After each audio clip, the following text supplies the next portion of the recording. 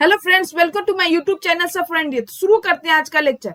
इस लेक्चर में मैं आप लोग को बताने वाला हूं most important topic for NDA 2023।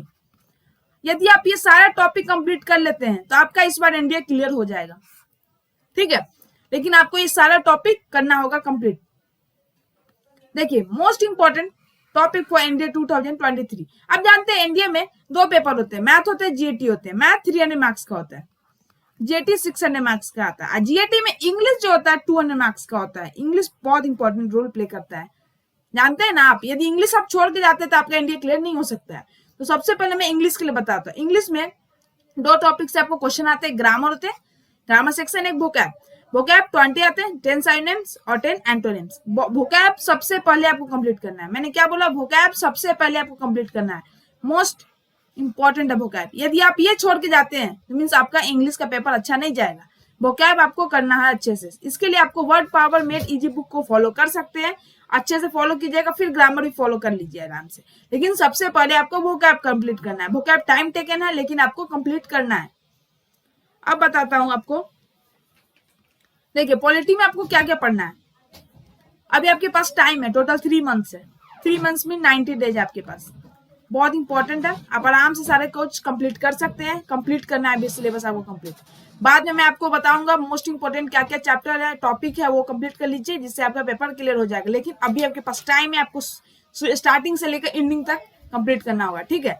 Polity में आपको आर्टिकल 1 से 51 ए आर्टिकल तक कंप्लीट करना है। दूसरा है फीचर ऑफ इंडियन कॉन्स्टिट्यूशन, इसमें प्रीएम्बल भी इंक्लूडेड है। प्रीएम्बल भी अच्छे से पढ़ना है आपको। फीचर ऑफ इंडियन कॉन्स्टिट्यूशन हमको पढ़ना है, प्रेसिडेंट का पढ़ना है, हाई कोर्ट और सुप्रीम कोर्ट पढ़ना है, ठीक है, क्लियर। और उसके बाद हिस्ट्री में आपको क्या क्या पढ़ना है। तो हिस्ट्री के लिए मैं आपको बताता हूँ। आप जो होता है मॉडर्न हिस्ट्री को कभी मत छोड़िएगा। मॉडर्न हिस्ट्री बहुत इंपॉर्टेंट है, ठीक है। और दूसरा एंशिएंट और मिडल को आप एनसीईआरटी बेस्ट भी पढ़ सकते हैं।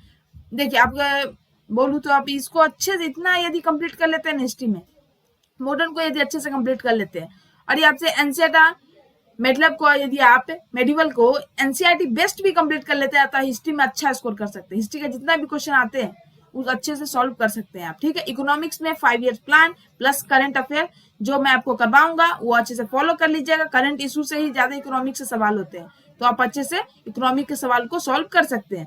उसके बाद आते हैं ज्योग्राफी, बहुत इंपॉर्टेंट, ठीक है। ज्योग्राफी में करंट टॉपिक्स है ना, उसको कभी मत छोड़िएगा, उससे क्वेश्चन आता है ज्योग्राफी में।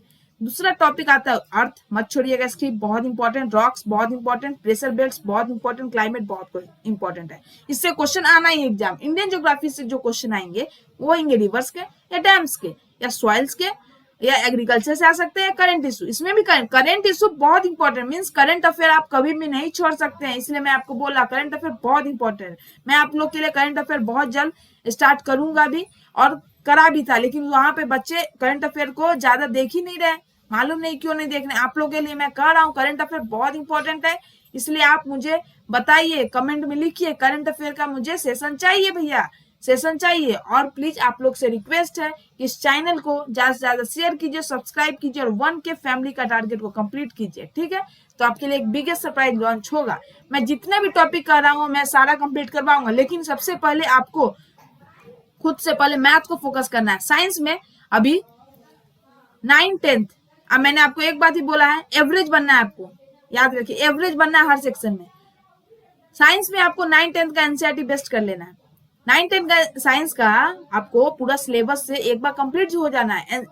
बायोलॉजी तो मोस्ट इंपॉर्टेंट है। यदि 9th 10th का बायोलॉजी यदि अच्छे से कवर कर लेते हैं ना, तो बायोलॉजी का जो 8 to 10 क्वेश्चन आते हैं वो आराम से आप कवर कर सकते हैं, ठीक है। फिजिक्स की जहां तक बात रही है, केमिस्ट्री की, उसमें भी 9th 10th यदि अच्छे से पढ़ लेते हैं, थोड़ा अपग्रेड लेवल रहता है, बस सिंपल।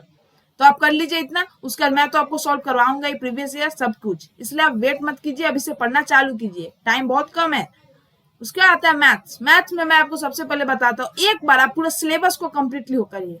सबसे पहले आप स्टार्टिंग चैप्टर 1 से लेकर 28 चैप्टर पूरा कंप्लीट कीजिए। उसके बाद आप सबका एक फॉर्मूला सीट बनाएगा, जरूर, बहुत इंपॉर्टेंट है। एक बार सिलेबस को कंप्लीट कीजिए। दूसरा एनसीईआरटी एक सॉल्व करिएगा, प्लीज एनसीईआरटी को एक बार सॉल्व करिएगा।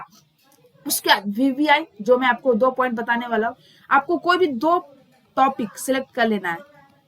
वो टॉपिक आपका अलजेब्रा कैलकुलस, ये 2 आपको कंप्लीट करना है, या अलजेब्रा ट्रिग्नोमेट्री आप कंप्लीट कर लीजिए।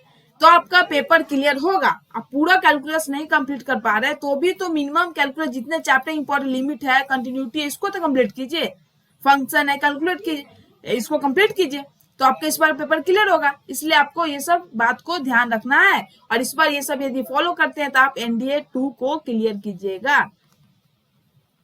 ठीक है, आपसे रिक्वेस्ट है कि आप प्लीज ये सारे टॉपिक को फॉलो कीजिएगा अच्छे से। ठीक है, तो thank you for watching. Don't forget to like, comment और सब्सक्राइब। और याद रखिएगा आपका कमेंट का मैं वेट करता हूँ। यदि कोई भी प्रॉब्लम हो तो मुझसे इंस्टाग्राम पे आप मैसेज कर सकते हैं, मैं वहां पे आपका डाउट सॉल्व कर दूंगा। Thank you. जय हिंद, जय भारत।